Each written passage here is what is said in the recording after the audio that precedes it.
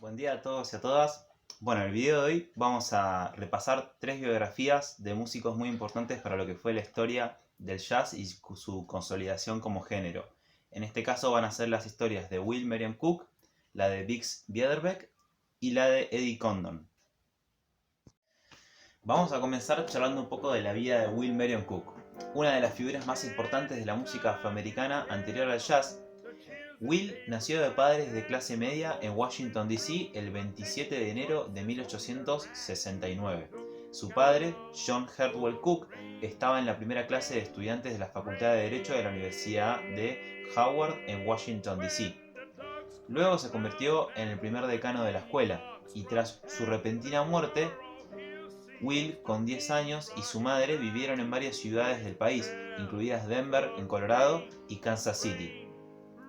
Cuando tenía 15, Cook estudió violín en el Oberlin College en Ohio. Will tuvo la oportunidad de viajar a Alemania, donde estudió entre 1887 y 1889 en la Hochschule für Musik de Berlín con Joseph Schoffin, famoso violinista y asociado a Brahms. Sin embargo, a su regreso en los Estados Unidos en 1890, su carrera clásica no llegó a ninguna parte debido a la escasa posibilidad laboral para la gente afroestadounidense. Como no pudo encontrar empleo en ninguna institución musical, comenzó a enseñar música de forma privada. En 1894 y 95 continuó sus estudios en el Conservatorio Nacional de Música de Nueva York, donde estudió con Antonín Dvorak, quien le enseñó composición y alentó a trabajar sus raíces afroestadounidenses al estudiar y apreciar el folk afro en pos de desarrollar un estilo propio. Y luego decidió dedicarse en mayor parte a su carrera en las comedias musicales negras debido a las limitadas oportunidades disponibles para él como compositor afroamericano. Intentó probar suerte en Broadway, Nueva York, componiendo y publicando música para musicales y teatro. Su primer gran éxito fue el musical Clorindy del año 1898. Cook logró conseguir a Clorindy una fecha en el Casino Roof Garden de Broadway. Cuando comenzó el espectáculo, solo había 50 personas en la audiencia en la azotea, pero las personas que salían de los otros espectáculos en los pisos inferiores y en la planta baja escuchaban desde la calle que había un magnífico coro y canto y música que venía del techo, por lo cual entraban corriendo y iban a la azotea a ver qué espectáculo estaba sucediendo. Y estaba todo lleno no solamente con los artistas, sino que lleno de gente y mucho público. Una ovación que se decía que duraba más de 10 minutos. Cook siguió siendo una figura importante en el nuevo siglo. Escribió y publicó muchas canciones y se destacó como director de musicales innovadores de la época, entre los cuales cabe destacar a los siguientes.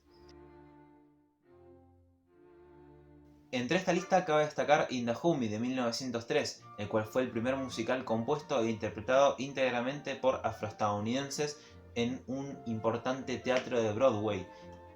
Muchas de las piezas de teatro musical de Cook fueron compuestas para coro. Algunas se establecieron en armonía de 4 partes, como Swing Along y Julep Song. Y algunos incluyeron versos solistas y coros al unísono, como en My Land Nicotine y Whooper Whoop. Las interpretaciones de estos coros y otros coros de Cook, sin embargo, declinaron a medida que el material temático y el uso del dialecto negro se convirtieron en algo incompatible con la cambiante cultura y las costumbres de la sociedad de esa época. Recordemos que todavía no había una total aceptación de la cultura negra, la cual, sin ir más lejos, empezaba a tener un pronunciado surgimiento con el trabajo de Cook. Sus musicales infundieron al teatro estadounidense con música afroamericana, alterando consecuentemente la dirección de la música popular en Estados Unidos. Había un mayor consumo de músicos afro, los cuales todavía había una aceptación escasa de la población, por lo cual fue un proceso gradual, podríamos decir. Fuera del mundo del teatro, Cook también ganó una sólida reputación como director coral y orquestral. En 1910 se convirtió en maestro de coro y director asistente en la Clef Club Orchestra de Nueva York, una organización de músicos afroestadounidenses dirigida por Jason Rhys Europe. Un concierto histórico del 2 de mayo de 1912 en el Carnegie Hall presentó un coro de 150 voces en la presentación de Swing Along. y en 1918 fundó la Nueva York Syncopated Orchestra, más tarde rebautizada como la Southern Syncopated Orchestra. El conjunto instrumental, que incluía un coro de 20 voces, realizó una gira por Estados Unidos y Europa hasta 1920. Cuando Cook regresa a Estados Unidos, buena parte de sus músicos permanecen en Europa, realizando una importante labor en el impulso del jazz en el continente. Después Cook se aleja de la escena musical hasta su fallecimiento en 1944. Ese año Cook fue diagnosticado con cáncer de páncreas y fue admitido en junio en el Harlem Hospital en la ciudad de Nueva York, y muere a los 29 días después en el hospital con una enfermedad cardíaca a raíz de su cáncer. Cook está enterrado en el cementerio de Woodlawn en Washington D.C. Como mentor y maestro, podríamos decir que Cook influyó en una generación de jóvenes músicos afroamericanos, incluido el compositor e intérprete de jazz Duke Ellington y la cantante Eva Jessie, la primera mujer negra en convertirse en directora coral profesional. La totalidad de la vida de Cook fue un contexto de entorno social y cultural cambiante, la tradición teatral negra, la reacción del público blanco ante los artistas negros y la creciente conciencia y sofisticación en las artes y en la música interpretada por gente afroestadounidense. Cabe destacar, para hacer un ligero resumen, que en la vida de Cook, cuando la búsqueda de su carrera clásica se vio obstaculizada por la falta de una oferta para músicos negros, él utilizó su talento excepcional para influir en la música popular, entrando por el lado de la música teatral y así marcando un camino para no solo definir un estilo propio, sino también para fusionar ese espíritu popular y la complejidad de la música clásica, la cual él había estudiado tanto, y dio paso a ir desarrollando el género del jazz. Bix Beiderbecke, nacido Leon Bismarck Beiderbecke el 10 de marzo de 1903 en Davenport, Iowa, Estados Unidos, fue un cornetista de jazz estadounidense que fue muy destacado en su improvisación y composición durante la década de 1920 y cuyo estilo se caracteriza por el lirismo y la pureza del tono. Fue el primer gran solista de jazz blanco de los Estados Unidos.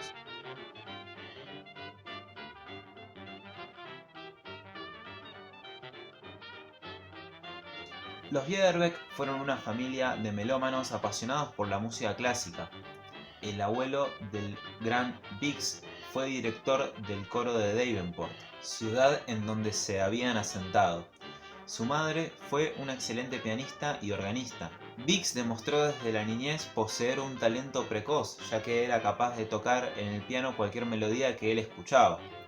Con 15 años de edad, Bix escuchó al cornetista Nick LaRocca en un disco de la Original Dixieland Jazz Band, y sin ningún tipo de experiencia empezó a descubrir los secretos del instrumento, lo cual lo llevó a que su técnica y su postura de dedos no fueran la estándar, a lo cual muchos le atribuyen ese sonido tan personal que él tenía. Bix empezó su carrera profesional con 20 años, formando parte de grupos que actuaban en los steamboats que partían desde Chicago para navegar por las tranquilas aguas del lago Michigan. En 1924 formó parte de los Wolverine Orchestra, liderada por el pianista Dick Beineau, un grupo de 7 jóvenes con quienes tocaba en los bares speakeasy como el Stockholm Club, cerca del centro de Hamilton, Ohio. Con esta banda, Bix experimentó por primera vez lo que significaba entrar en un estudio de grabación, con quienes grabó la primera canción que llevaba el título Fidget Feet.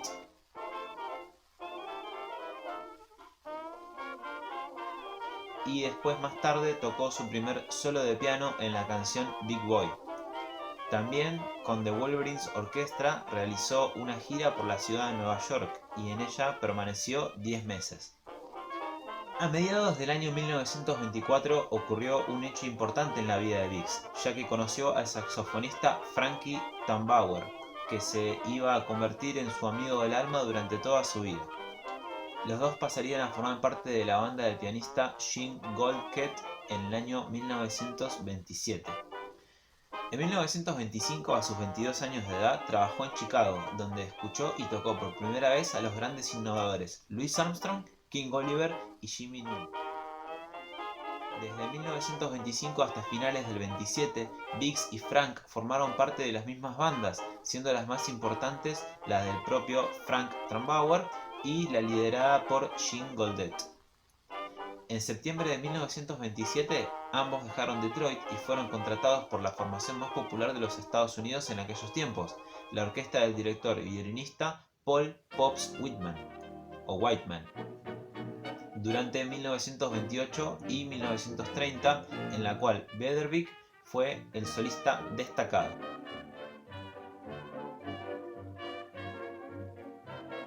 En la orquesta de Paul Whitman, el sonido de los metales se fundía con el de los violines. Se decía que trató de convertir al jazz en una mujer honesta y bien vestida para presentarlo a la alta sociedad. Trató de eliminar del jazz cualquier vestigio de música de burdel. El conjunto gozó de gran popularidad hasta ser destronado en la era del swing. Aunque en cuanto a lo musical fue una época dorada en la vida de Biggs, durante este periodo hubo un gran declive en cuanto a su salud, ya que las constantes giras, agendas de grabación apretadas, combinados con un creciente consumo del alcohol, llevaron a Biggs a ser internado en un centro de alcohólicos. En el año 1931, Biggs dejó la banda y falleció en su departamento de Queens durante el verano a la joven edad de 28 años. Su repentina muerte dio origen a una leyenda, ya que los músicos, las revistas y otros medios de la época hablaban de Biggs como el santo de una generación. El enfoque de Bederbeck influenció el sonido de músicos de la siguiente generación del jazz, como Jimmy McPortland y Bobby Hackett, así como de muchos músicos que formaron casi un culto en base a la novela del año 1938 y posterior película de 1950 Young Man with a Horn de Dorothy Baker, que en español se titularía Un joven con cuerno o con una corneta, en la cual se relataba la vida de un joven músico, y esta historia está inspirada en la vida de Bedervik, pero no basado en su historia. Biggs enfatizó el registro medio de la corneta, usando ritmos simples y armonías diatónicas. Su ataque fue preciso y su tono, a menudo descrito como dorado y parecido a una campana, fue consistente y puro. Si la simplicidad de sus materiales hacía que la interpretación pareciera delicada, la vitalidad de su imaginación lírica, con una rara habilidad de crear melodías, adornos y variaciones melódicas, demostró tener una gran fuerza. Más interesante es la forma en que los contemporáneos a Biggs absorbieron esos aspectos de su estilo y crearon también un estilo propio. Biggs compuso muchas obras en piano, pero solo dos llegaron a ser grabadas. Una de ellas fue In a Mist, de 1927, escrito en un lenguaje armónico cromático avanzado para la época, mezclando influencias entre el expresionismo clásico de Ravel y Debussy con la síncopa del estilo jazz. Grabaciones como I'm Coming Virginia y Singing the Blues, ambos grabados con el grupo de Frank Trumbauer en 1927, siguen siendo clásicos en el jazz. Estas dos grabaciones especialmente ayudaron en lo que fue la posterior consolidación de las baladas de jazz y también plantó una semilla a lo que posteriormente en los años 50 sería llamado el sonido cool jazz. Albert Edwin Condon nació el 16 de noviembre de 1905 y creció en Momence y Chicago Heights, Illinois. Su primer instrumento fue el ukelele, que pronto pasó a ser el banjo. Tocaba profesionalmente en 1921, cuando tenía tan solo 15 años. Condon era uno de los Austin High Gang, jóvenes músicos blancos prometedores que iban a los clubes de jazz en Chicago aprendiendo de la Creole Jazz Band de King Oliver, de la cual formaba parte un joven Louis Armstrong, y también de los New Orleans Rhythm Kings. En 1927 grabaron versiones de Sugar, Nobody's Sweetheart y Lisa. La música contó con solos individuales, sonidos hot y la sensación de espontaneidad, la cual más tarde se llamaría el Chicago Jazz. Condon pasó a grabar un puñado de canciones reconocidas con los Jungle Kings, con el grupo de Frank the Smasher y también con los Chicago Rhythm Kings, que era un grupo parecido a los Chicagoans, pero con Muggsy Spanier en la corneta. Luego iría con este grupo hasta Nueva York en mayo de 1928. Luego se convirtió en parte de los Five Pennies de Red Nichols. A partir de una sesión de grabación de diciembre de 1933 con el conjunto de Red Mackenzie, se puede escuchar a Condon tocando la guitarra rítmica por primera vez, y a partir de entonces su banjo permaneció guardado en el armario. De alguna manera superó los años de la depresión y el periodo más temprano de la era del swing, tocando como parte de combos rítmicos en grupos de bajo perfil. Dirigió un grupo con el clarinetista Joe Marsalis en 1936 y 37 y comenzó a trabajar regularmente como banda principal en el bar Nick's en Nueva York en 1937. En 1938 comenzó una asociación muy significativa y prolífica con el nuevo sello discográfico Commodore y pronto también estaba grabando para otra discográfica llamada Decca. En la sesión del 17 de enero de 1938 establecieron el estándar de lo que vendría en la música junto a sesiones memorables de las canciones Love is Just Around the Corner, Yada y Carnegie Jump.